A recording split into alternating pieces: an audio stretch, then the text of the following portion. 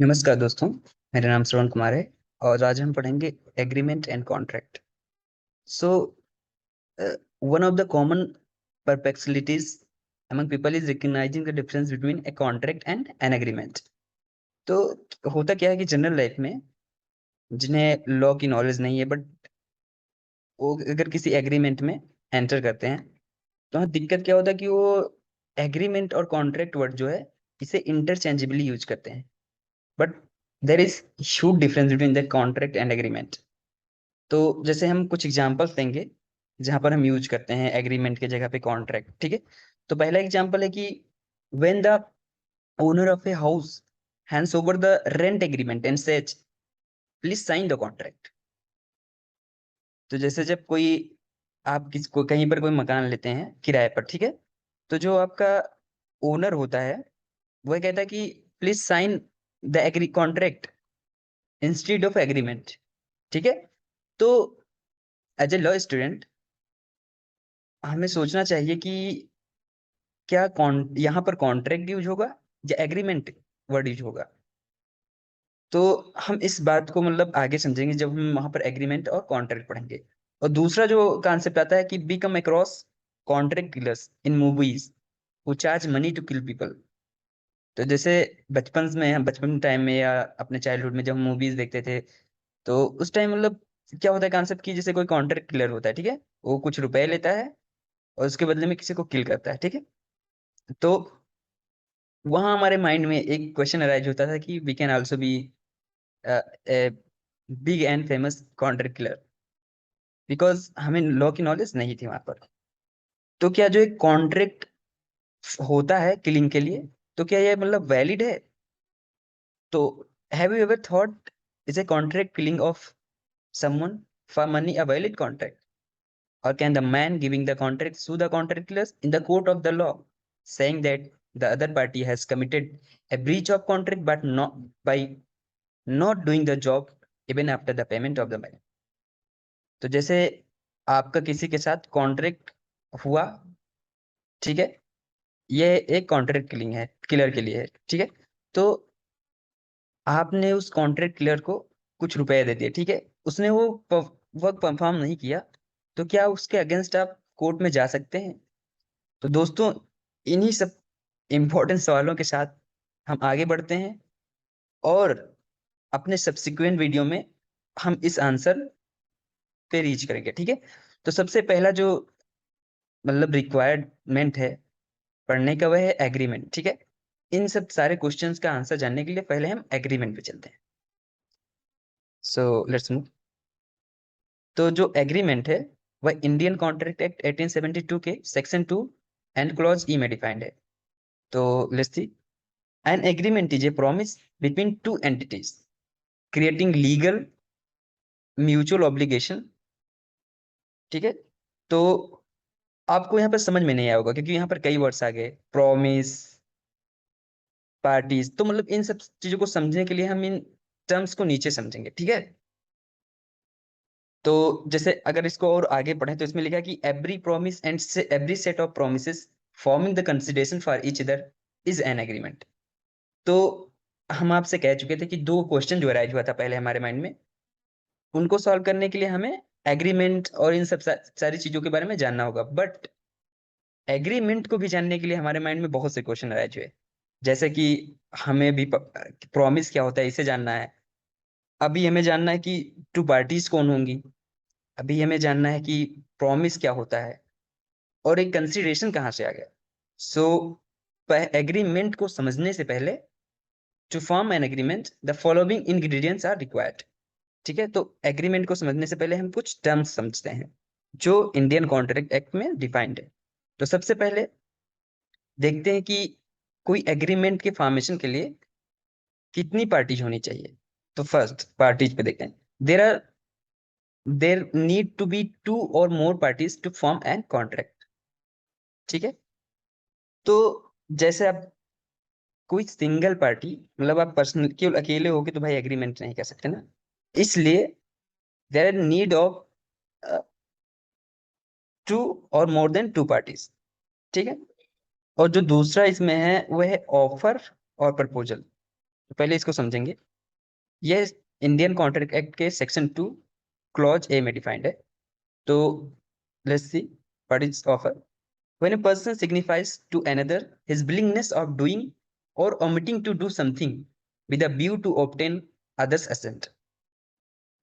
तो जो ऑफर है, ठीक है, जब एक पर्सन किसी अन्य पर्सन को, सिग्निफाई का मतलब यहाँ पर है कम्युनिकेट करना, ठीक है, पहुंचाना, ताकि मतलब जो अदर बंदा है वह भी जान सके, ठीक है, कि when a person signifies to another his willingness of doing or omitting to do something with a view to obtain others assent. तो जैसे ए है, ए ने बी को कम्युनिकेट किया कि मतलब बी कुछ काम करे या करने से बचे, ठीक है, और इस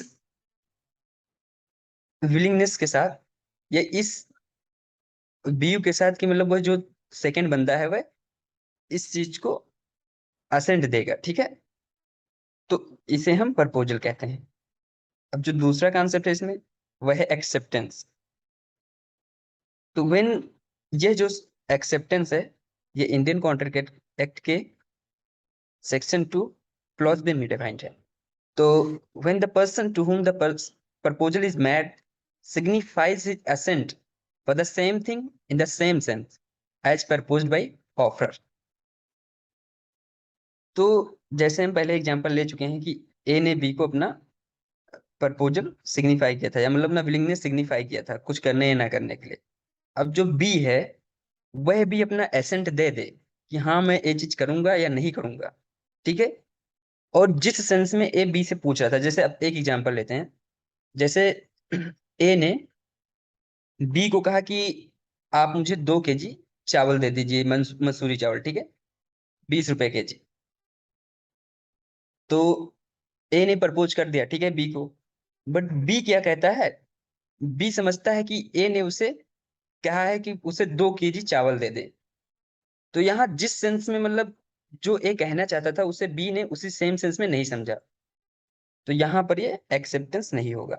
बट अगर ए है ने अगर बी को कहा कि आप मुझे 2 केजी मंसूरी चावल दे दीजिए, इतने रुपए, मतलब जितना भी पर केजी उसने उन दोनों के बीच में बात हुई, तो अगर बी उसी सेंस में समझता है और 2 केजी चावल देता है, ठीक है, और वो भी मंसूरी का, तो यहाँ पर हम कहेंगे कि जो प्रपोजल किया गया था वह एक्सेप्ट हो गया है। तो अब चलते हैं तीसरे पॉइंट के बारे में, जो है प्रॉमिस। ये इंडियन कॉन्ट्रैक्ट एक्ट 1872 के सेक्शन 2 एंड क्लॉज बी में डिफाइंड है।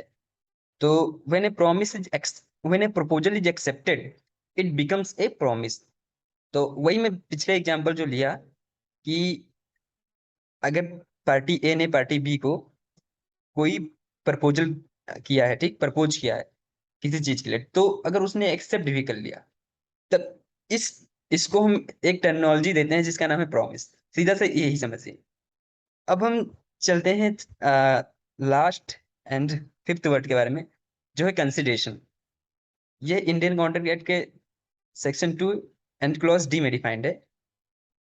So consideration, it is the price for the promise, it is the return one gets for his act or omission. अब समझिए, जैसे ए ने बी से कोई चीज प्रपोजल रखा कि आप मुझे, आपको ये करना है या नहीं करना है, ठीक है, और बी ने भी उसे एक्सेप्टेंस दे दिया। अब बी जो वर्क करेगा ए के लिए, उसके लिए मतलब कुछ जो रुपए देगा ए, उसे हम कंसिडरेशन कहेंगे। मुझे लगता है आपको कंसिडरेशन समझ में आ गया होगा। So an agreement therefore a promise or set of promises forming consideration for all the parties.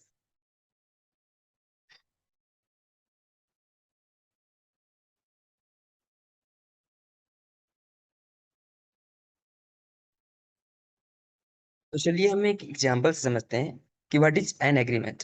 तो मान लीजिए कि ए एक बंदा है, ठीक है, ए है और बी एक है दूसरा बंदा। तो ए ने ए ने जब बी को एक प्रपोजल रखा और बी ने उसे एक्सेप्ट कर लिया। तो ए ने एक प्रपोजल रखा, ठीक, और बी ने उसे एक्सेप्ट कर लिया, तो यह बन गया प्रॉमिस। ठीक है, ये बन गया है प्रॉमिस, ये प्रॉमिस बन गया। अब क्या होता है कि लिखा क्या है कि every promise and every set of promises forming the consideration for each other is an agreement. तो ये एक प्रॉमिस बन गया। तो क्या लिखा है, एवरी प्रॉमिस, हर एक प्रॉमिस जो एक दूसरे के लिए कंसिडरेशन फॉर्म करता है उसे एग्रीमेंट कहते हैं। तो यहाँ पर जो ये प्रॉमिस बना है ए और बी के बीच में, वह एक कंसिडरेशन फॉर्म करता है दोनों पार्टीज के लिए। क्योंकि जैसे देखो, ये जो एक मतलब एक प्रॉमिस बन गया है, तो जैसे ए, मैंने एग्जांपल जो चावल वाला दिया था, ठीक है, तो ए उसे कुछ रुपए देगा और बी उसके बदले में उसे चावल देगा। तो ये जो चावल और रुपए, उसका जो प्राइस है, ये दोनों एक दूसरे के लिए कंसिडरेशन हैं। तो इसीलिए इसे लिखा जाता है कि every promise and every set of promise. देखो, प्रॉमिस कई हो सकते हैं, सिंगल प्रॉमिस भी हो सकता है। तो इसलिए promise or set of promises forming the consideration for each other is an agreement. तो मुझे लगता है आपको एग्रीमेंट समझ में आ गया होगा। ठीक है, तो लेट्स मूव। इसे हम इस तरीके से समझ सकते हैं यहाँ कि agreement is equal to promise or set of promises. और प्रॉमिस या सेट ऑफ प्रोमिसेस क्या हो सकता है, ऑफर जब एक्सेप्ट हो जाता है तो प्रॉमिस बन जाता है। और promise with consideration for all the parties, जिसको मैंने पिछले वाले में समझाया अच्छे से। तो इसलिए एग्रीमेंट जो है, promise or set of promises forming the consideration for the all parties, तो इसी को हम एग्रीमेंट कहते हैं। तो if A 7 year old, if a 7 year old boy is buying an ice cream from an ice cream vendor and giving 10 rupees in return, it becomes an agreement। देखो, अगर एक 7 साल का बच्चा एक आइसक्रीम वेंडर मतलब आइसक्रीम बेचने वाले को 10 रुपए देता है आइसक्रीम खरीदने के लिए, तो जो 10 रुपए दे रहा है वह उसका आइसक्रीम वेंडर के लिए कंसिडरेशन है। और जो बच्चे के लिए जो आइसक्रीम मिल रहा है वह बच्चे के लिए कंसिडरेशन है। तो ए ने, जो मतलब बच्चा था, उसने प्रपोजल रखा होगा कि अंकल जी मुझे आइसक्रीम दे दीजिए। अब उसी सेंस में जो बी था, मतलब जो वेंडर था, उसने भी उसे एक्सेप्ट किया और उसे आइसक्रीम दिया। तो यहाँ एक्सेप्टेंस भी हो गया। ठीक है, तो इन इन दोनों के बीच में एक प्रॉमिस क्रिएट हुआ। और ये जो प्रॉमिस है, ये विद कंसिडरेशन है फॉर बोथ द पार्टीज। क्योंकि ए के लिए, बच्चे के लिए आइसक्रीम कंसिडरेशन यहाँ है, और जो वेंडर है उसके लिए मनी है। ठीक है, तो इसी को ऑल ओवर हम एग्रीमेंट कहते हैं। This is because the boy offers to buy the ice cream and the vendor accepts the offer which make it a promise. So therefore, the consideration for both was ice cream and money respectively. So मुझे लगता है आपको ये समझ में आ गया होगा कि व्हाट इज एग्रीमेंट। ठीक है, तो एग्रीमेंट ये भी बेसिक कॉन्सेप्ट है, इसको हम ब्रॉडली समझेंगे जब हम मतलब इसे ब्रीफली देखेंगे। ठीक है, सो अभी तो आपको एक चीज समझ में आ गया होगा, अभी नहीं समझ में आएगा। अभी जब आप कॉन्ट्रैक्ट पढ़ेंगे तो आपको एग्जैक्टली इन दोनों का आंसर मिल जाएगा। So let's wait for next lecture, and सब कमेंट करें कि आपको क्या क्या इससे रिलेटेड पढ़ना है। So let's see you in next video. तब तक के लिए बाय, थैंक यू।